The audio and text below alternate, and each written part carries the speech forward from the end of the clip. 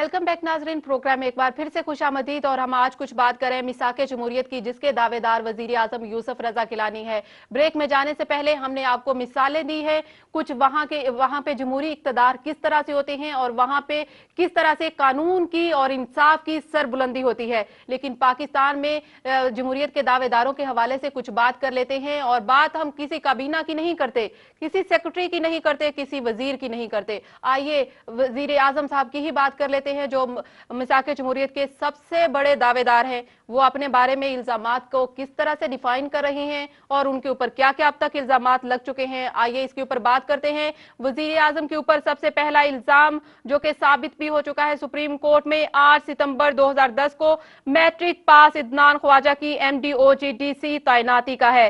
Secretary establishment Ismail Qureshi ने 3 अक्टूबर 2010 को कहा कि उन्हें वजीर आजम के जुबानी अहकामात मौसूल हुए थे कि इदनान ख्वाजा को MDOGD मुकर्रर किया जाए। ये वजीर आजम यूसुफ रजा गिलानी के ऊपर इल्जाम है और ये अदालत में साबित भी हो चुका है। आइए कुछ और भी बात कर लेते हैं। हज करप्शन की तरफ अगर चलें तो हज करप्शन में आप देखें कि फ्रॉड के 2 केसों में मुलसिम जो था उसको DG हज तैनात कर दिया गया और राव शकील अहमद को DG हज तैनात कर दिया गया। हज करप्शन के मरकजी मुलजिम राव शकील अहमद को सितंबर 2009 में वजीर आजम के बराह रास्त अहकामात पर तैनात किया गया। इस केस में मुलविस वफाकी काबीना के साबिक वजीर हामिद सईद कासमी अब भी हिरासत में है। अब कुछ मजीद भी बात कर लेते हैं। सिर्फ बात यहाँ पर ही रुकती नहीं है, बात अगर खुलेगी तो बात दूर तलक जाएगी। और कुछ मजीद बात करते हैं खुर्रम रसूल केस की, जो अभी अभी ओपन हुआ है। और ये वजीर आजम के मीडिया कोऑर्डिनेटर है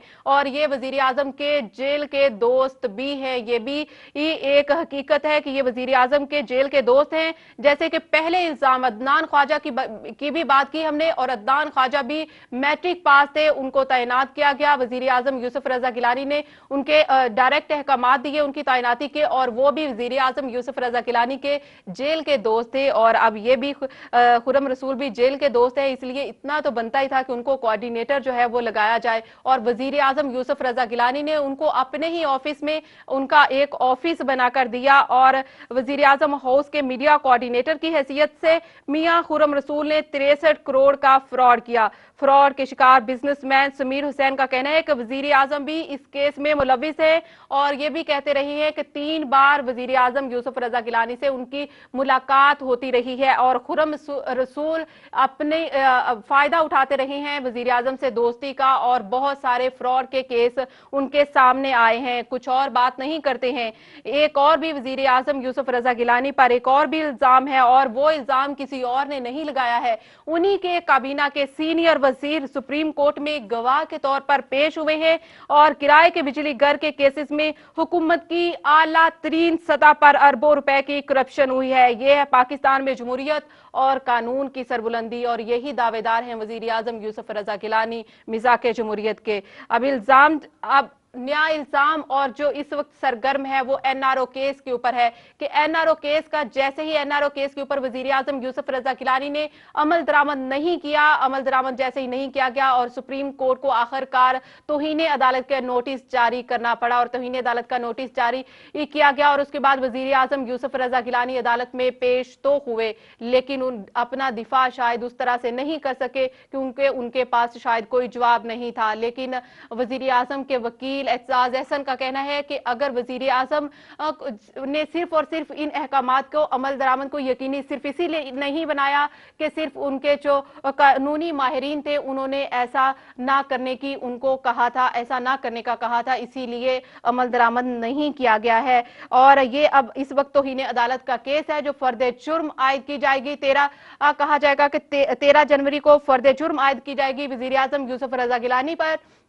लेकिन इस फर्द जुर्म के खिलाफ सुप्रीम कोर्ट में एजाज एहसन, जो कि वजीर आजम यूसुफ रजा गिलानी के वकील हैं, उन्होंने एक अपील दायर कर दी गई है और अपील दायर की गई है कि वजीर आजम यूसुफ रजा गिलानी जो है वो तौहीन अदालत के मुर्तकिब नहीं होते हैं। और उसमें एजाज एहसन ने जब सुप्रीम कोर्ट में ये अपील दायर की और इस अपील के बाद मीडिया से गुफ्तगू करते हुए कुछ यूं फरमाया है कि 200 सफ़ात पर मुश्तमिल है ये अपील, और उनका कहना है कि उन्होंने वो सब सब कुछ लिखा है जो वो अदालत से कहना चाहते थे और उनको वक्त नहीं दिया गया था, और इसलिए अब उन्होंने 200 सफ़ात पर मुश्तमिल बहुत से बैनुल अक़वामी भी हैं और मकामी अदालतों की कुछ मिसालें दी हैं। और उनका यह भी कहना है कि 7 रुकनी बेंच जो इस तौहीन अदालत केस को सुन रहा था, अब वो तौहीन अदालत केस को आगे परसू नहीं कर सकता। ये मुनासिब नहीं होगा। क्या ये मुनासिब कानूनी तौर पर नहीं होगा, या फिर इसमें सिर्फ ये है कि ये मुनासिब नहीं होगा क्योंकि फैसला पहले जजेस ने दिया था, और अब क्या हो सकता है। और फिर साथ में एक सवाल ये भी है कि अगर 7 जजेस ने, लार्जर बेंच ने ये तौहीन अदालत का फैसला दिया है, क्या उसके ऊपर अपील की जा सकती है। प्रोग्राम में वक्त हुआ एक ब्रेक का। ब्रेक के बाद कानूनी माहिरीन से राय लेंगे कि क्या ऐसा मुमकिन हो सकता है कि 7 रुकनी बेंच जिन्होंने फैसला दिया है वही इस केस की अपील को भी सुने, और इसके ऊपर क्या अपील इस वक्त पॉसिबल है भी या नहीं है। आने वाली सूरत हाल वजीर आजम यूसुफ रजा गिलानी के लिए कितनी खतरनाक होगी, उनके वजारत उस्मा को कितना खतरा होगा, इस पर भी बात करेंगे, लेकिन यहां पर लेते हैं एक ब्रेक।